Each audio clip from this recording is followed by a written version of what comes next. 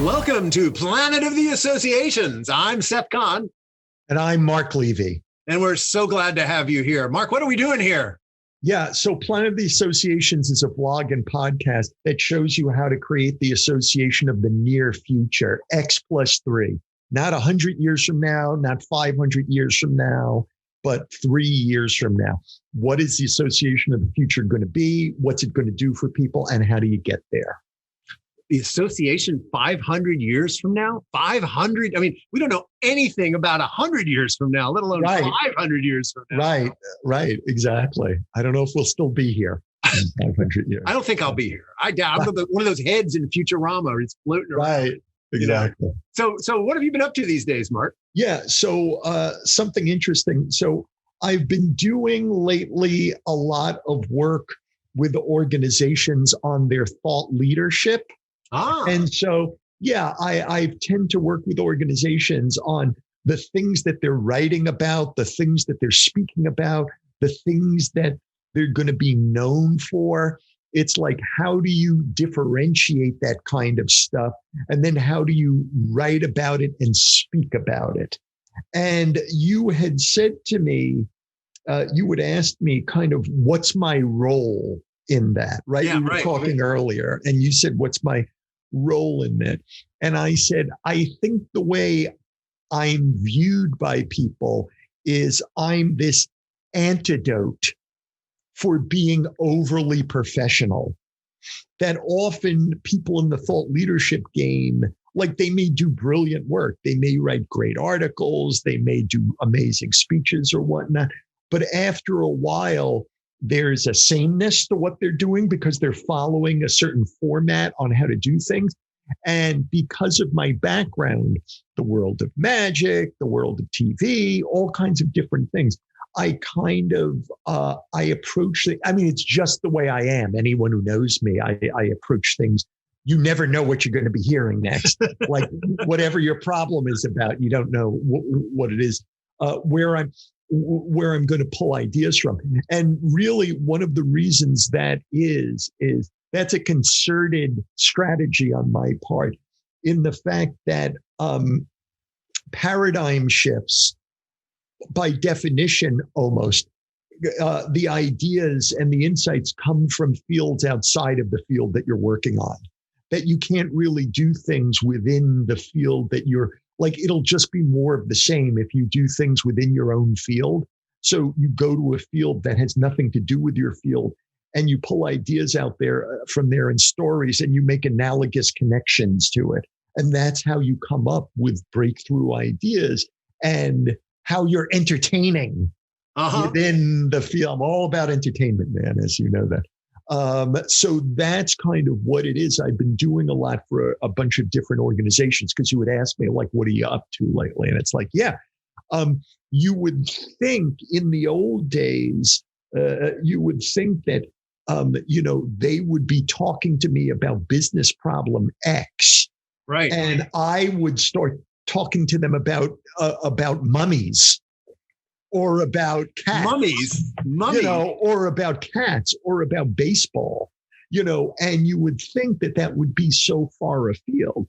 But actually the feedback that, what these people are producing and how they're thinking is so different, because they see the world, again, the idea of antidote, they see the world in a much, much bigger way. The world is so big, and there's so much to appreciate, and there's so much to choose from in which to create new ideas and thought leadership. And most of us unintentionally confine ourselves in a very small way. And so, like, that's what I do all day long.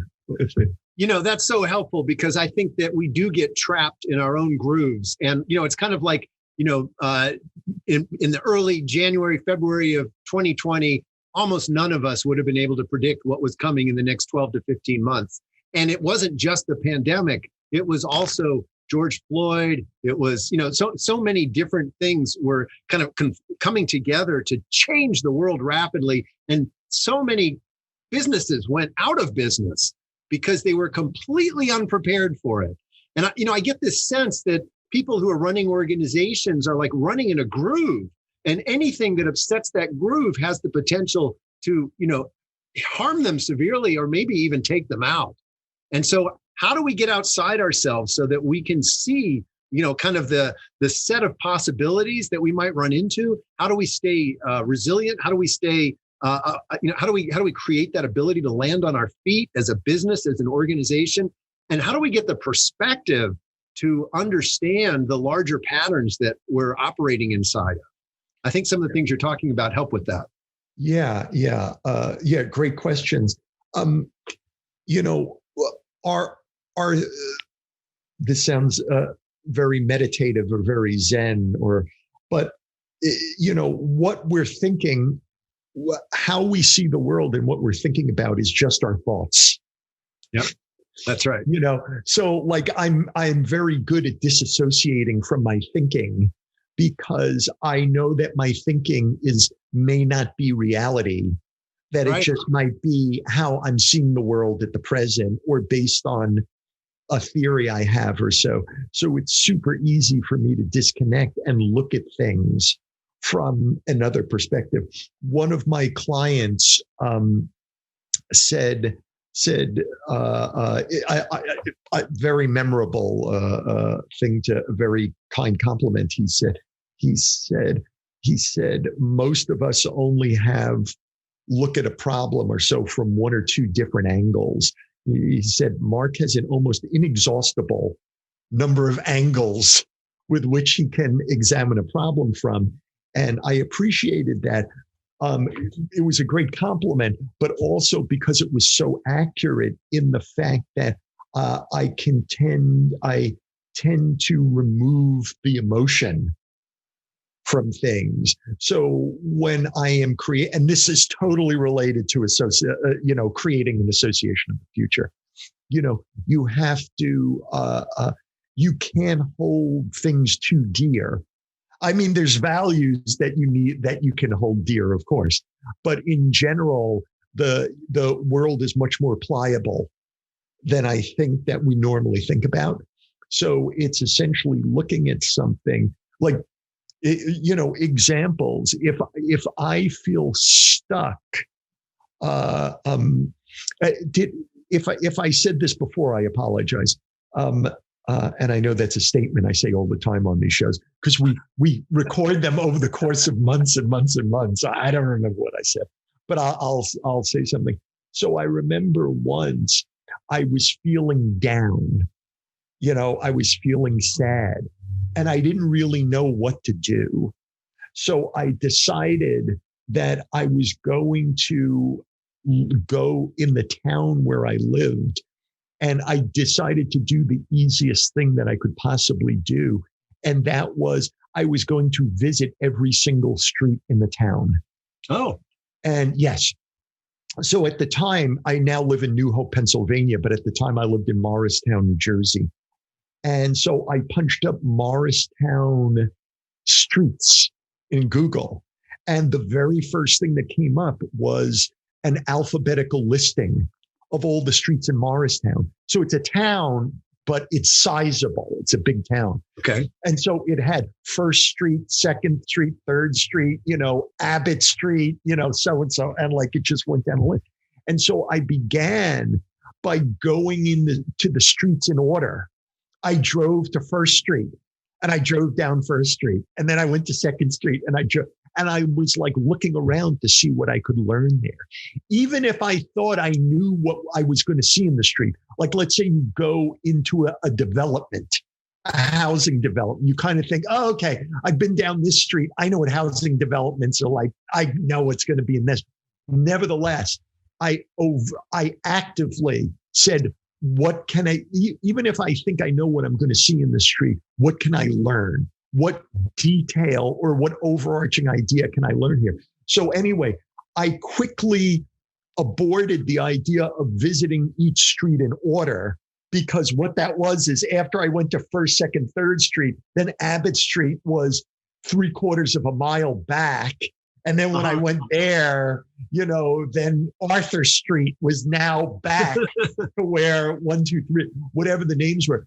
So what it then became was just going down every single street, so that I had visited every street there. And anyway, from doing that, I learned more about the history of the place. I learned about, like the traffic flow. I just learned about, it'll sound prosaic, the things that I learned, but it really got me out of my head and more active in the world and thinking more clearly about the world.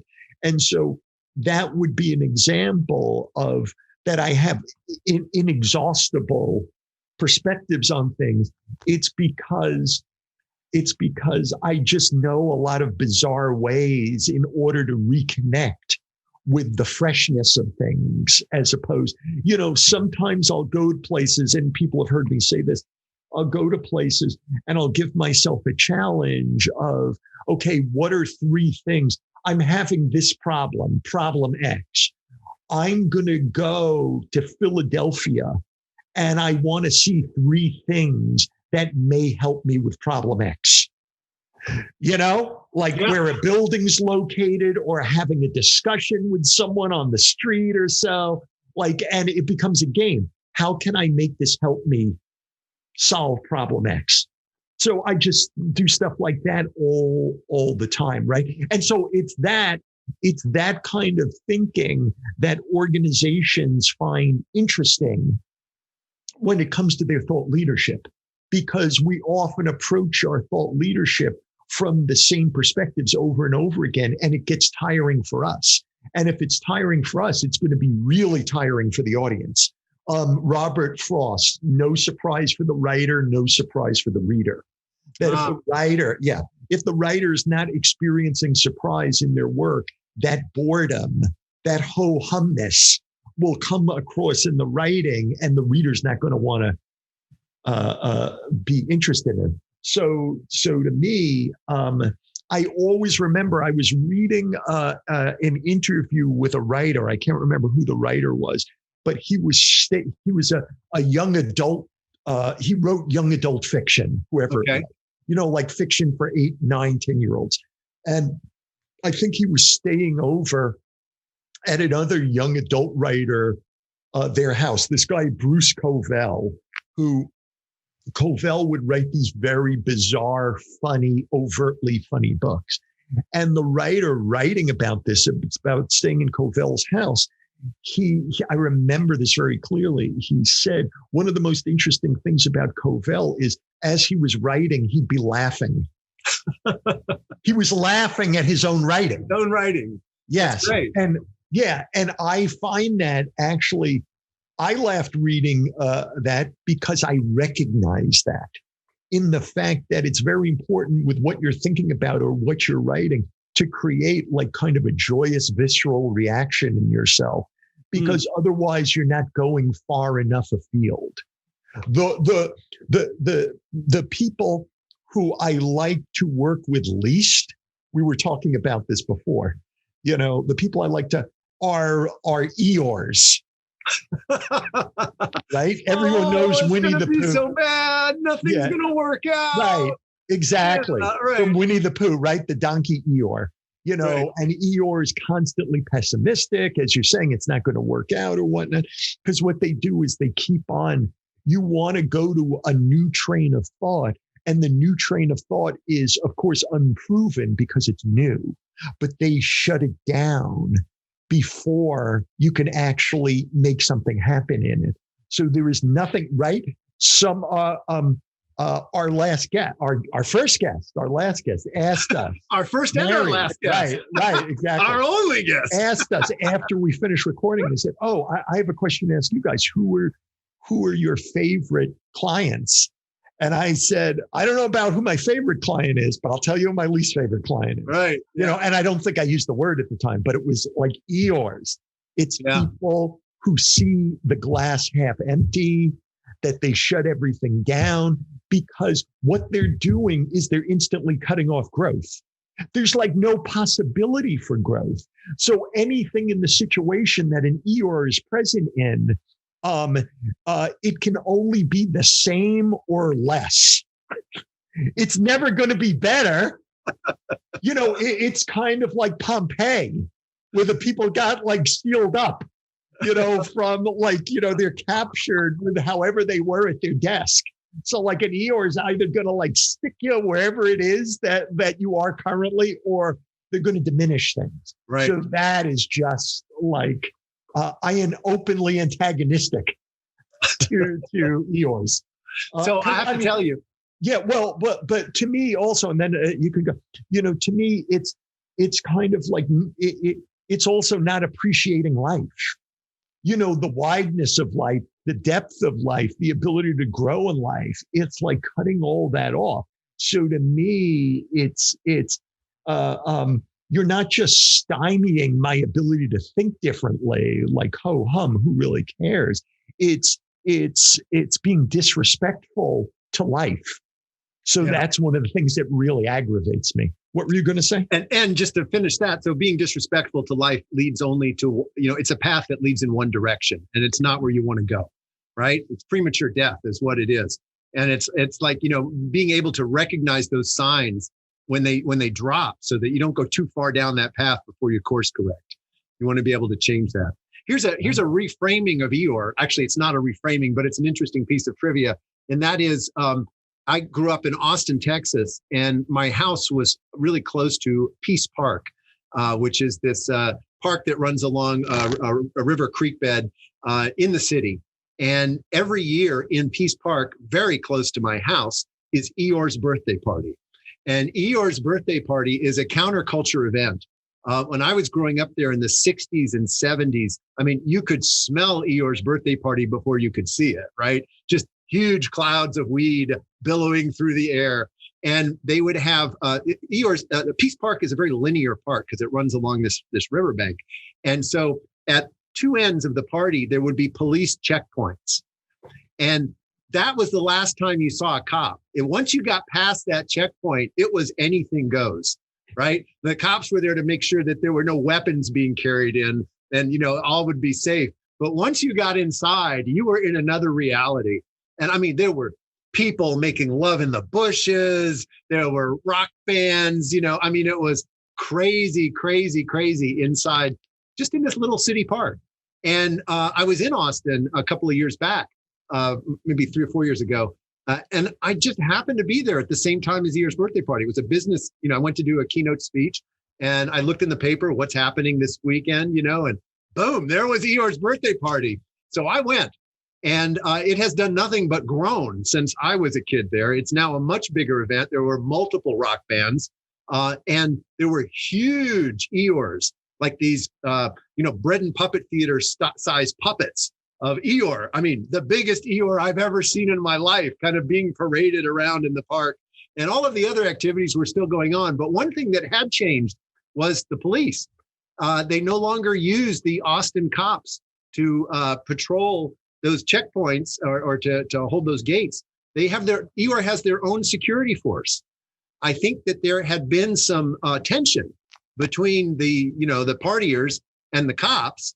And the way that tension was solved was that the organizers said, we'll create our own security force. Like you can check us out. The cops can check us out, make sure we're really doing security. But we want to police our own because we think we'll remove some of the friction. And one of the consequences of that was that the security forces were not just at the gate checkpoints. They were now throughout the entire park because they were friends of the people in the park. So they had their black shirts that said security. They could go in and break up a fight. They could take someone who needed to be, taken to the hospital or whatever. But they had completely infiltrated the event because they had this different relationship with the people inside it. And so they were able to provide even greater security. That was really interesting. But anyway, short tangent there with Eeyore. No. Well, I find it interesting that if I knew more about the celebration, I might have a different thought about this. But to celebrate Eeyore's birthday is the last thing I would do, unless you want to say it's in celebration of like a certain impulse within each of us that needs to be talk too sweetly as opposed to bludgeoned. Like I'm willing to look at things, right? I look at things in alternate ways. I'm willing to look at an alternate way, but like the idea of a birthday party like I would argue if these people were around, if the real Eeyore came to life, these people would not want to be at a party with Eeyore. Oh, it's going to go so badly. Nothing's going to work exactly. out. We're not going to have fun. Right. Is this the same? Is this the same park in Austin where the Stevie Ray Vaughan statue is? No, it's not. It's not. Okay. And there's a Willie Nelson statue there too, which was christened on 420, which is 420 is code for weed. So christened on April 20th. Yeah. Oh, I didn't know that. Yeah. Oh. I grew up in Austin's culture, so I'm a hippie from way back. Yeah. Stevie Ray, not that I'm a fan of Stevie Ray Vaughan's, but my wife is. And I am. I like Stevie Ray Vaughan. Yeah. Oh no, he was amazingly talented. But Stevie Ray Vaughan, I knew someone who grew up and has lived all his life in Austin, and he said, and I said, "Oh, did you ever see Stevie Ray Vaughan?" And he said, Stevie Ray Vaughan, when he was younger, he was this solo guy with a guitar and an amp, and he would just like go to like a pizza store. And he would sit in the corner of the pizza store, like a regular pizza store. Right. He'd sit in the corner of the pizza store and he'd plug in his amp and he'd play while you were eating. And like he would then go to a bar and he'd play there. It was just like this guy with a big cowboy hat on, like just playing these amazing riffs, like with no accompaniment. He'd be playing all the parts, which I found interesting. Actually, as I say that, and then we'll try to bring this back to association. It reminds me of Elvis Costello. Before Elvis, I may have shared this story with you once. When Elvis Costello, before he was famous, he wanted to get the attention of Arista Records or a record company, a major record company, and he couldn't do it. So he took an amp and his guitar, and he just set up across the street outside of their building, and he turned his amp all the way up, and he just played and they eventually signed him. It's like, oh, that's interesting what this guy's doing, right? Guerrilla marketing stuff. That's right. Guerrilla marketing. That's right. What were you going to say? I didn't have anything to say. I was just out surfing tangents there, man. I was out in the ozone. So what are we, with all this stuff, with being the antidote to over-professionalism and guerrilla approaches? So I have a question. So I want to talk about antidotes, and we will get there. But I just got to ask, what is over-professionalism? What is it? Why do you need an antidote to professionalism? I don't immediately understand that. I don't apprehend that. Help me out. Sure. Are you being coy? Or are you being earnest? A little bit of both. Okay, got you. You're coyly earnest. Or earnestly coy. Earnestly coy, right?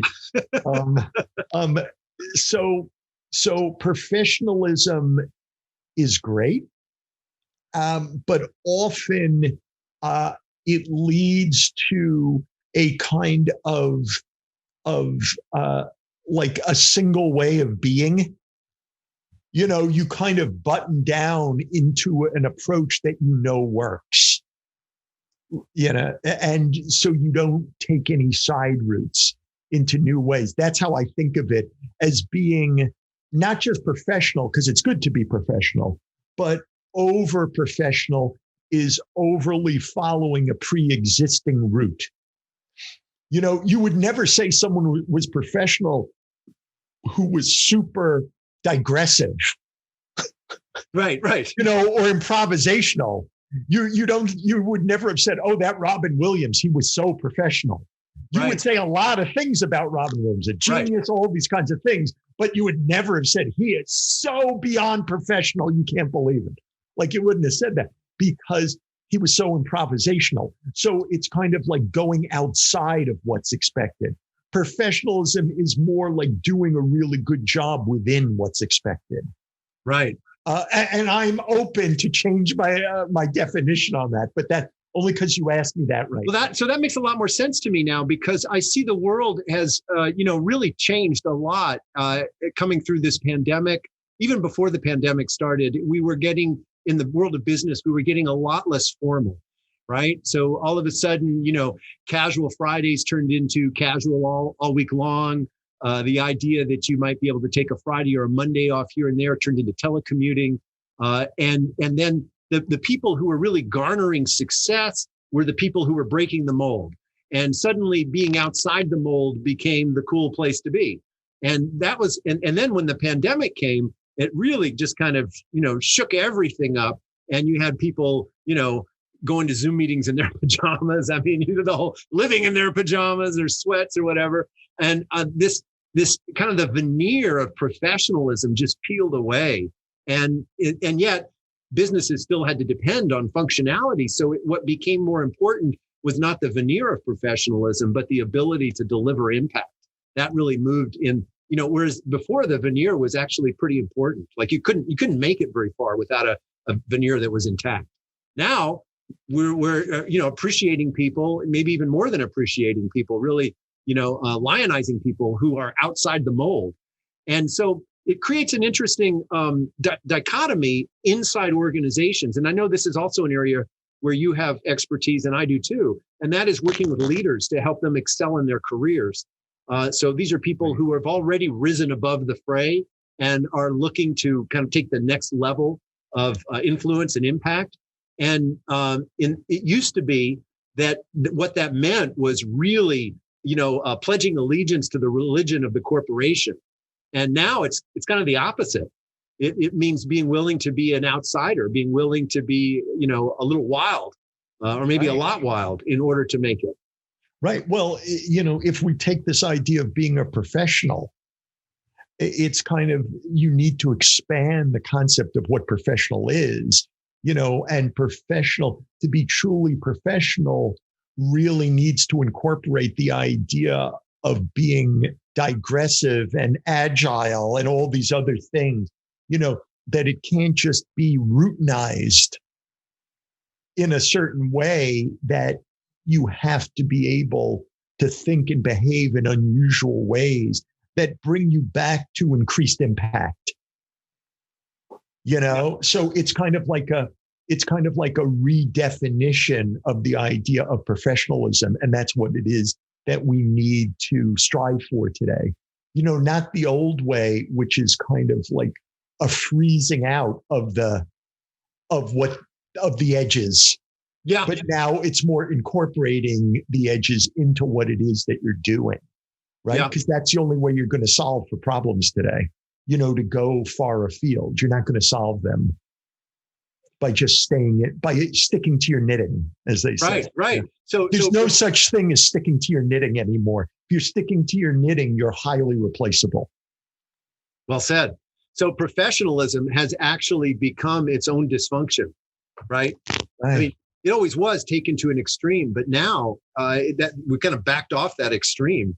And somebody who can say, I'm in work early every day. I leave work after everybody else does. I wear my white shirt and my black tie, and I do all. Nobody wants to be with that person anymore, right? Because they're focusing on the wrong things. Right, exactly. So in our last minute or two, how does this relate to associations? Does it have any connection?